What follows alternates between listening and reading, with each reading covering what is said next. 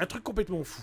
Pour ceux qui ont vu le film Bienvenue à Gataga, qui est un excellent film d'ailleurs de science-fiction de type dystopie, eh bien, on s'en approche de plus en plus. Pourquoi ?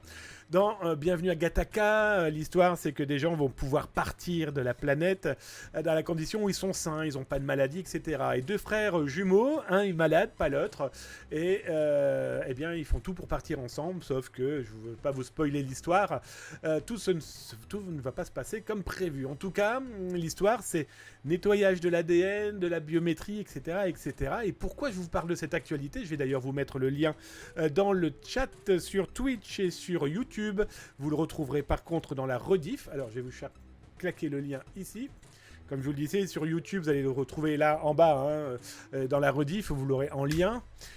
L'histoire. Nous avons un jeune qui cherche du travail et qui vient de découvrir que la SNCF locale, eh bien, fait un espèce de concours dans lequel il faut s'inscrire. L'inscription, c'est nom, prénom, adresse, etc. Grand classique. Et il faut aussi une identification biométrique. Le jeune Manish, c'est son prénom, il a carrément demandé à un de ses potes, Gupta. Bonjour Gupta, si tu nous regardes, j'espère que tes doigts vont bien. En tout cas, Gupta est en prison avec son pote aussi, donc du coup, il ne doit pas nous regarder beaucoup. Voilà. Son copain Manish veut passer l'examen, mais à première vue, il n'a pas l'air d'être bien calé, et il préfère envoyer quelqu'un de plus intelligent que lui, en tout cas, qui a travaillé, semble-t-il, pour passer l'examen. Il envoie son pote, il est sous une drôle de forme. Il prend d'abord sa pièce d'identité et ses empreintes digitales. Comment ça ?